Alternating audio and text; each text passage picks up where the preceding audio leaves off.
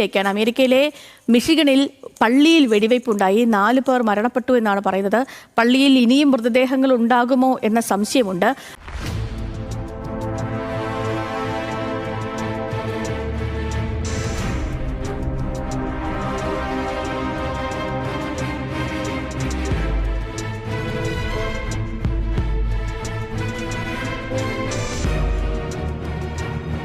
വെടിവയ്പുമായി ബന്ധപ്പെട്ട് സ്ഥിരീകരിക്കപ്പെട്ട് പുറത്തു വരുന്ന വാർത്തകൾ എന്തൊക്കെയാണ്?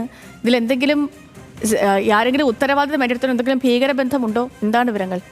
ശിവ എന്താ കേൾക്കുന്നത്? അമേരിക്കയിൽ ഒരു ക്രിസ്ത്യൻ പള്ളി 4 പേരെ വെടിവെച്ച് കൊല്ലുന്നതിന് പള്ളി തീയിടുന്നു. തീവ്രവാദമല്ലേ? തീവ്രവാദമാണ്. ആരെങ്കിലും ഏതെങ്കിലുമൊക്കെ സംഘടനകൾ ഏറ്റെടുത്തണോ? ചോദ്യം ചോദിച്ചത് കറക്റ്റ് അല്ലേ? ഇതാണ് നമ്മുടെ നാട്ടിലെ മാധ്യമ ധർമ്മം എന്ന് പറഞ്ഞതാണ്. പണ്ട് നിങ്ങൾക്ക് ഓർമ്മ ഉണ്ടോ? മറ്റേ കള്ളമശ്ശേരി ബോംബ് പൊട്ടിയപ്പോഴേ നമ്മുടെ നാട്ടിലൊരു പരമവാഴ അത് ഇസ്ലാമിസ്റ്റുകൾ അതല്ലെങ്കിൽ തീവ്രവാദികൾ കൊണ്ട് മുസ്ലിം തീവ്രവാദികൾ ബോംബിട്ടാന്ന് വരെ പറഞ്ഞ നാടാണ് നമ്മുടേത്. അപ്പോൾ പിന്നെ നമ്മുടെ നാട്ടിൽ അങ്ങ് അമേരിക്കയിൽ ക്രിസ്ത്യൻ പള്ളിക്ക് തീയിടുന്ന 4 പേരെ വെടിവെച്ച് കൊല്ലുന്ന അക്രമി വണ്ടി ഈ മറ്റെന്താ പറയുക അതിൻ്റെ അകത്തോട്ട് ഇടിച്ച് കയറ്റുന്ന തീവ്രവാദി അവനെ ചാൻസ് ഉള്ളൂ. അമേരിക്കയിൽ സമീപകാലത്തുണ്ടായ ഏറ്റവും വലിയ വെടിവെപ്പാണ് എന്ന് നമുക്കിതിനെ പറയാം. കാരണം 4 പേർ മരണപ്പെട്ടിരിക്കുന്നു, 8 പേർക്ക് പരിക്കുണ്ട്. മാത്രമല്ല ഒരു പള്ളിക്ക് നേരെയാണ് ആക്രമണം ഉണ്ടായിരിക്കുന്നത് എന്നുള്ളതാണ് ഏറ്റവും പ്രധാനപ്പെട്ട കാര്യം. അതിനുശേഷം ഈ വെടിവെപ്പിന് ശേഷം അക്രമിയായിട്ടുള്ള ആള് ഈ പള്ളിക്ക് തീയിടുകയും ചെയ്തിരിക്കുന്നു എന്നുള്ളതാണ് ആശങ്കപ്പെടുത്തുന്ന കാര്യം. അപ്പോൾ ഈ ഭീകരബന്ധം ഉണ്ടോ എന്നുള്ള കാര്യങ്ങളെല്ലാം അമേരിക്കൻ പോലീസ് പരിശോധിച്ച് വരികയാണ്. പള്ളിക്ക് നേരെയുണ്ടായ ആക്രമണത്തിൽ അമേരിക്കയിലെ ആരാധനാലയങ്ങൾക്കെല്ലാം സുരക്ഷ വർദ്ധിപ്പിച്ചിട്ടുണ്ട്. അപ്പോൾ ഈ ക്രിസ്ത്യൻ വിശ്വാസികളെ ലക്ഷ്യമിട്ടുകൊണ്ടുള്ള ഒരു ആക്രമണമാണ് നടന്നിരിക്കുന്നത് എന്നുള്ളതാണ് ഇപ്പോൾ ഡൊണാൾഡ് ട്രംപ് ഈ വിഷയത്തോട് പ്രതികരിച്ചിട്ടുള്ളത്. എന്തായാലും വളരെ ഞെട്ടിപ്പിക്കുന്ന ഒരു അപകടമാണ് ഉണ്ടായിട്ടുള്ളത്. ഇനി ഇദ്ദേഹത്തിന്റെ പശ്ചാത്തലം ഈ പ്രതിയുടെ പശ്ചാത്തലം അറിയുന്നതോടെ കൂടുതൽ ഡെവലപ്മെന്റ്സ് ഉണ്ടാവുമെന്നാണ് കരുതുന്നത്. അത് മുസ്ലിം തീവ്രവാദി ഏതെങ്കിലുമൊക്കെ സംഘടനകൾ ഏറ്റെടുക്കാനുള്ള ചാൻസസ് വളരെ അധികമാണ്. ഈ ന്യൂസ് അങ്ങോട്ട് കേട്ടപ്പോൾ നമ്മുടെ നാട്ടിലെ ഒരു പ്രത്യേകതരം നിഷ്പക്ഷനും ഒരു പ്രത്യേകതരം എച്ചിലും പിന്നെ പ്രത്യേകതരം കൂടിയ മലം കൂടെ ഇരുന്ന് അങ്ങ് ഡിസ്കഷൻ തുടങ്ങി. കിടക്കട്ടെ, ന്യൂസ് ഇങ്ങനെ വന്നുകൊണ്ടിരിക്കുകയാണ്. അങ്ങനെ ഡിസ്കഷൻ ഇങ്ങനെ സ്റ്റാർട്ട് ചെയ്ത് ഒരു സൈഡിൽ നടന്നുകൊണ്ടിരിക്കുമ്പോഴാണ് ന്യൂസിന്റെ നെക്സ്റ്റ് പാർട്ട് വരുന്നത്. അടുത്ത ഭാഗം വരട്ടെ. ഈ തോമസ് ജേക്കബ് സാൻഫോർഡ് എന്ന് പറയുന്ന 40-കാരനാണ് വെടിവെപ്പ് നടത്തിയത്. മാത്രമല്ല ഒരു 8 മിനിറ്റിന് ശേഷം പോലീസിന് സംഭവം നടന്ന ഒരു 8 മിനിറ്റിന് ശേഷം പോലീസുമായിട്ടുണ്ടായിരുന്ന വെടിവെപ്പിൽ ഇയാൾ മരണപ്പെടുന്നുമുണ്ട്. അപ്പോൾ ഇയാളുടെ പശ്ചാത്തലം ഏത് തരത്തിലുള്ള എവിടുന്നാണ് അല്ലെങ്കിൽ ഇയാളുടെ മറ്റു പശ്ചാത്തലങ്ങളൊക്കെ പോലീസ് പരിശോധിച്ച് വരികയാണ്. അയ്യേ, ജേക്കബോ തോമസോ ഒരു ചാൻസും ഇല്ല. അത് വല്ല താജുദ്ദീനോ ജേക്കബിന് വരെ വല്ല യാക്കൂബോ ഒക്കെ ആയിരിക്കും.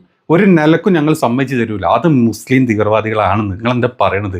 ഈ ഇസ്ലാമിസ്റ്റുകളൊക്കെ ഈ അമേരിക്കയിലും ഈ ബ്രിട്ടനിലും അവിടെയും ഇവിടെയൊക്കെ കയറ്റി ഇവന്മാർ അവിടെയുള്ള സകലണത്തിനും കൊന്നുകൊണ്ടിരിക്കുകയാണ്.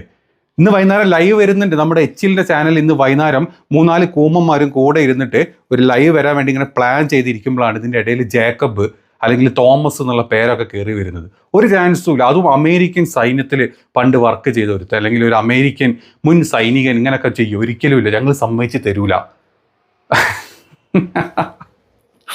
ഈ ന്യൂസ് കണ്ടപ്പോഴേ 4 പേര് പാവപ്പെട്ട 4 പേരുടെ ജീവനാണ് ഇല്ലാണ്ടായത്. ഒരുപാട് പേർക്ക് പരിക്കേറ്റിട്ടുണ്ട്, ഒരുപാട് പേർക്ക് പൊള്ളലേറ്റിട്ടുണ്ട്.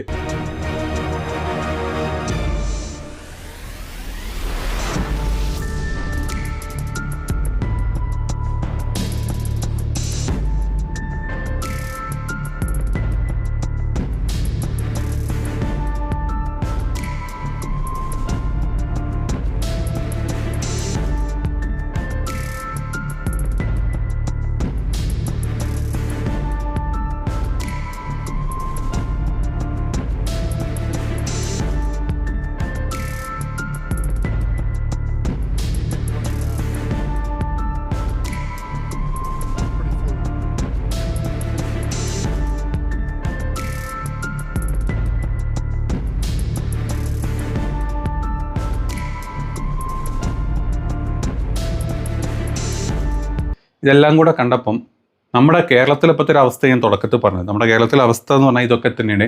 നമ്മുടെ മലൻ നമ്പ്യാരും അതുപോലെ നമ്മുടെ നിഷ്പക്ഷ മൂരിയായിട്ടുള്ള ഒരുത്തനുണ്ട്.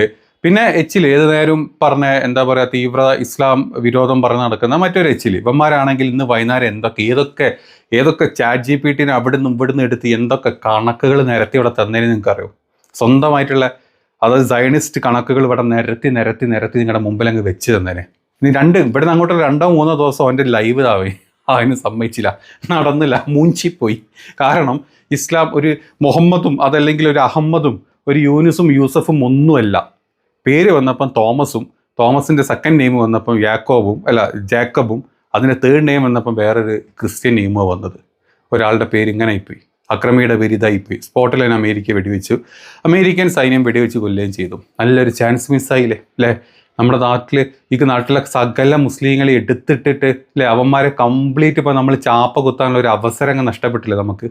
ഇപ്പം നമ്മുടെ അമേരിക്കയിൽ നിന്ന് വിസ നിയമങ്ങൾ കംപ്ലീറ്റ് മാറ്റി H1B വിസകളും അതല്ലെങ്കിൽ H4 വിസകളും ഒക്കെ മാറ്റി ബ്രിട്ടനിലോട്ട് ഞാനും അങ്ങോട്ട് ചെല്ലണ്ടെന്നാണ് പറഞ്ഞത്. അക്കത്തിനും കാരണം ഈ പറഞ്ഞ മുസ്ലിങ്ങളാണ്. ഇവന്മാർ അവിടെ പോയിട്ട് പരിപാടി കാണിക്കുക എന്ന് പറയാൻ കിട്ടിയൊരു ചാൻസ് അല്ലേ കൊണ്ട് കളഞ്ഞതില്ലേ? അതെ, ആ ഒരു ചാൻസ് കളഞ്ഞു. അവിടെ നടക്കണത് എന്തായാലും വേണ്ടില്ല. എവിടെയെങ്കിലും ഒരു മുസ്ലിമിൻ്റെ പേര് വീണ് കഴിഞ്ഞാൽ നമുക്ക് കിട്ടിയ ഏറ്റവും നല്ലൊരു കിട്ടാൻ ചാൻസ് ആക്കിയിട്ട് ഇങ്ങനെ റെഡി ആയിട്ടിരിക്കുന്ന ചാടിയിരിക്കുന്ന കുറച്ച് ടീമായിരുന്നു. നിങ്ങളിപ്പോൾ അടുത്ത ദിവസം ജനം ടി വിയുടെ വല്ല ഡിബേറ്റും കണ്ടിട്ടുണ്ടോ? ഇല്ല, പ്രത്യേകിച്ച് കാണാനൊന്നുമില്ല. ഒന്നുമില്ല അവർക്ക് പറയാനേ. വീണ്ടും വേറെ എന്തെങ്കിലുമൊക്കെ അതിൻ്റെ ഇടയ്ക്ക് വല്ല മുസ്ലിം പേര് കിട്ടിയാലോ, ഒരു തീവ്രവാദ കാര്യം കിട്ടിയാലോ, ഒരു അവിടെ ബോംബ് പൊട്ടിയാലോ, പിന്നെ മൊത്തം അങ്ങോട്ട് ചർച്ചയാണ്.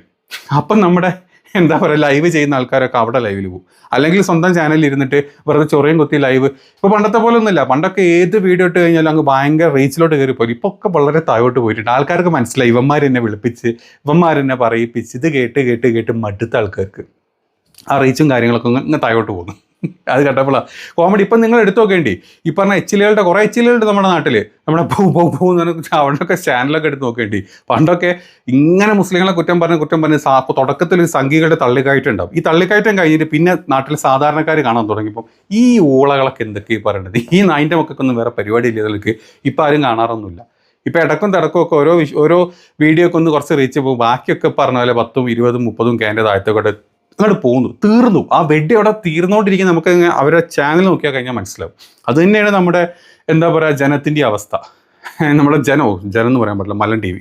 ഈ മലൻ ടി വിൻ്റെ അവസ്ഥ തന്നെ. ഇങ്ങനത്തെ എന്തെങ്കിലുമൊക്കെ വരുമ്പോൾ സംഘികൾ ഭയങ്കര ഇൻട്രസ്റ്റോടെ കണ്ട് ജയ് മോദിജിയും ജയ് ശ്രീരാമും ഒക്കെ വിളിച്ചിട്ട് 4 മെസ്സേജൊക്കെ ഇട്ടിട്ട് എങ്ങനെ മെസ്സേജ് ഇട്ടുക. അതല്ലാതെ ന്യൂസ് ഒന്നും ഇവന്മാർക്ക് കൊടുക്കാനില്ലാത്തതുകൊണ്ട് അതിലിപ്പോൾ ആരും കാണാറും കയറൊന്നുമില്ല. ഇതൊരു ചാൻസായി വന്നിരുന്നു. ഇപ്പോൾ അമേരിക്കയിൽ ഈ ന്യൂസ് നല്ല കിട്ടുന്നൊരു ചാൻസ് ആയിരുന്നു. പക്ഷെ അതും മൂഞ്ചി തെറ്റിപ്പോയി. പേര് വന്നപ്പോൾ തോമസും ജേക്കബും ഒക്കെ. അതുകൊണ്ട് അതും തീർന്നു. അങ്ങനെ ഉണ്ടല്ലേ? ആ സ്ഥാനത്ത് വല്ല മുസ്ലിം പേരുകളായിരുന്നെങ്കിൽ നമ്മളിവിടെ പൊളിച്ചില്ലായിരുന്നു അല്ലേ? എന്ത് രസമായിരുന്നു വൈകുന്നേരത്തെ ചർച്ചകളിൽ. നമ്മുടെ നാട്ടിലെ ഒരു ചുണ്ടാപ്പോൾ അറിയാത്ത കുറേ കാമി കുട്ടികളും അല്ലെങ്കിൽ കാമി ടീച്ചറുകളും അതല്ലെങ്കിൽ ഈ പറഞ്ഞ സകല ആണുങ്ങളും വന്ന് ഇരുന്നിട്ട് ഘോരം പ്രസംഗിക്കാനുള്ള ഒരു ചാൻസ് അങ്ങോട്ട് മിസ്സായി. പക്ഷെ ജീവൻ പോയ ആൾക്കാരുടെ ജീവൻ പോയി. ഇനിയിപ്പം ഇതിപ്പം ഭീകര സംഘടനയും അല്ലെങ്കിൽ മുസ്ലിം തീവ്രവാദിയൊന്നും അല്ലാത്തത് കൊണ്ട് തലക്ക് സ്ഥിരതയില്ലാത്ത ഏതോ ഒരാൾ ചെയ്ത് മാനസിക വിഭ്രാന്തി കാരണം ചെയ്ത എന്തോ ഒരു കാര്യമായിട്ട് ആ കേസ് അങ്ങ് അവിടെയും എഴുതി തള്ളും. നമ്മുടെ നാട്ടിലെ സംഘിക്കുട്ടന്മാർ അത് മൈൻഡ് പോലും ചെയ്യാൻ പോകുന്നില്ല. അതാണ് നടക്കുന്നത്.